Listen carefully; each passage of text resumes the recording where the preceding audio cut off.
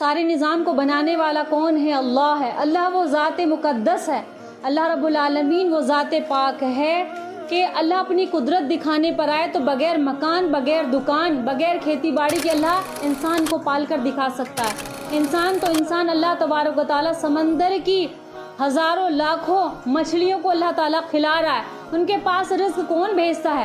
کیا گاڑیوں سے جاتا ہے کھانا؟ کیا ٹرکوں سے جاتا ہے؟ سمندر کے اندر ایک مچھلی جس کو وہیل بھی کہتے ہیں اور اس سے بھی بڑی بڑی مچھلیاں ہیں سمندر کے اندر، تو اللہ ان کو ایسا ایسا رزق کھلاتا ہے کہ ساری دنیا مل کر اگر کھلانے پر آئیں تو ان کو ایک ٹائم کا کھانا نہ کھلا سکے۔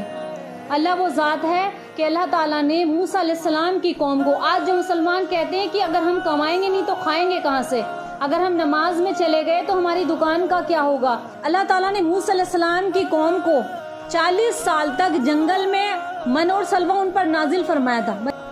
کلمے کا پہلا جز کیا ہے؟ لا الہ الا اللہ، کہ نہیں ہے کوئی ذات سوائے اللہ کے، نہیں ہے کوئی ذات سوائے کرنے والے کے، کون ہے؟ اللہ ہے۔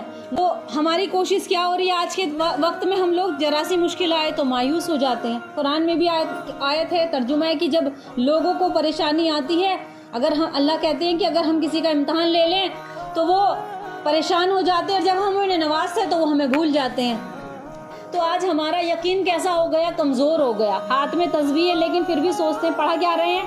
اللہ اکبر، سبحان اللہ، الحمدللہ، یا فتاح یا رزاق، تمام تسبیحاں، چاہے میں ہی ہوں اس میں، ہم سبھی کی مثال ہے کہ ہم سب پڑھ تو رہے ہیں اللہ کا نام، قرآن بھی ہے زبان پر، تسبیحات بھی ہے زبان پر، لیکن یہ جو دل ہوتا ہے نا، دل اللہ نے کس کے لیے کیا؟ خالص اللہ کے لیے، اپنے لیے خالص رکھا ہے کہ ساری دنیا اللہ نے کیا فرمایا کہ ان الدنیا خلقت لکم وانتم خلقتم للآخرہ، کہ بے شک ہم نے ساری دنیا کو تمہارے لیے بنایا ہے، اور تمہیں کس کے لیے بنایا؟ اپنے لیے بنایا، تم صرف میرے لیے بنائے گئے ہو۔ وزیر بلائے، منتری بلائے، منسٹر بلائے، کوئی بھی بلائے، نماز کا وقت ہو، میرا بندہ، میرا دل چاہتا ہے کہ میرے پاس جھکے، میرے پاس آئے۔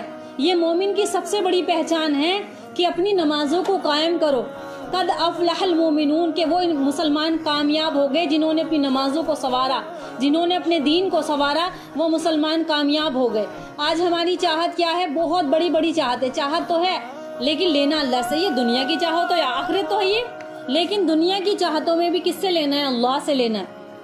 کہنے کا مقصد کیا ہے کہ کرنے والی ذات سوائے اللہ کے کوئی نہیں ہے۔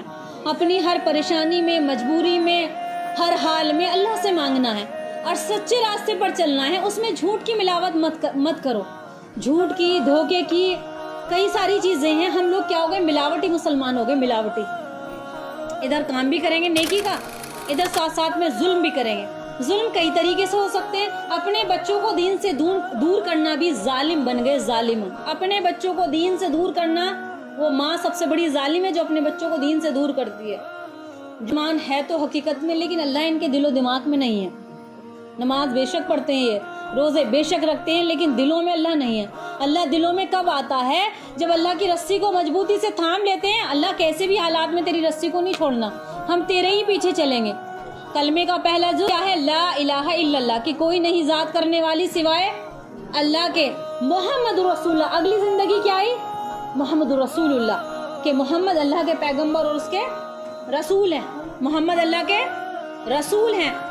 اب اللہ کے ہمیں مطلب ہم سب کیا ہے؟ کلمہ گو ہیں، کلمہ تو ہم نے پڑھ لیا، لا الہ الا اللہ محمد رسول اللہ، لیکن حقیقت میں اپنے دل پر ہاتھ رکھو، کیا کتنے فیصد مسلمان ہم بچے ہوئے ہیں؟ ہم 70% ہیں، ہم 30% ہیں، ہم 20% ہیں، 100% تو کوئی بھی نہیں کہہ سکتا، میں بھی نہیں کہہ سکتی، ہم 100% ہیں، کہ کمی تو اللہ سب سے ہو جاتی ہے، چھوٹی بڑی ہو جاتی ہے تاخیر، لیکن ہاں ایمان کی جو لذت اور مٹھاس ہے وہ بہت ہی کم مسلمان ہیں جو اس عبادت کے ذریعے سے اللہ سے لیتے ہیں۔ نہیں تو بعض لوگ تو بڑے مایوس ہیں، سب سے بڑی دولت ایمان کی دولت، ایمان کی دولت۔ ایمان کا اندازہ میں تمہیں کیسے بتاؤں، کتنے واقعات ہیں، میں کیسے بتاؤں کہ ایمان کتنی بڑی دولت ہے۔ اللہ کی محتاج ہے ہر ایک چیز، اللہ زندگی کے نقشے میں موت دے سکتا ہے اور موت کے نقشے میں اللہ زندگی دے سکتا ہے، اللہ تعالیٰ نے کر کے دکھا دیا۔ اگر ہمارا یقین کمزور رہا تو دعا کرو، کہیں سب سے پہلے کس کی، بچوں کو بھی تربیت کس کی کرنی چاہیے؟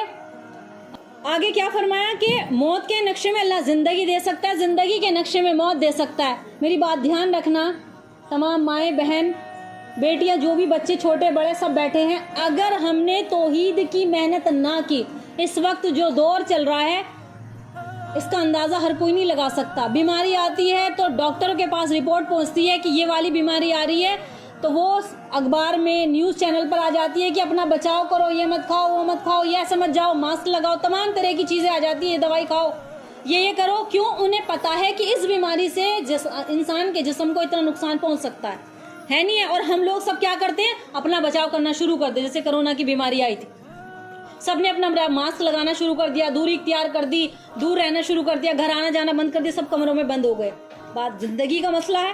اب جب بات آخرت کی آتی ہے، ایمان والوں کے لیے اگر بات آخرت کی آتی ہے تو بتاؤ کہ ہم نے ایمان توحید کی کتنی تیاری کی. سب سے بڑا عقیدہ کیا ہے؟ انسان کا عقیدہ یہ ہونا چاہیے کرنے والی ذات کون سی ہے؟ اللہ کی ہے. لا الہ الا اللہ، کہ نہیں ہے کوئی معبود سوائے اللہ کے. یہ مانتے کہتے، لیکن اندر سے دل ایسا ہونا چاہیے.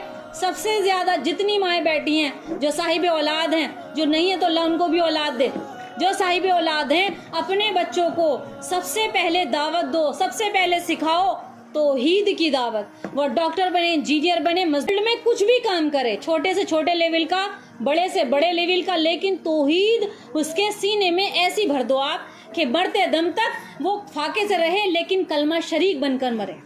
آپ ہمیشہ زندہ نہیں رہنے والے، ہم ہمیشہ زندہ نہیں رہنے والے. ایسا دین چھوڑ کے جاؤ نسلوں میں کہ وہ توحید پر چلیں، بھوکے رہیں، پیاسے رہیں، غریب رہیں، لیکن توحید سے نہ ہٹیں. تو توحید کہ قرآن سے سنو. قرآن میں قرآن کی آیت کیا ہے؟ قرآن کیا کہتا ہے؟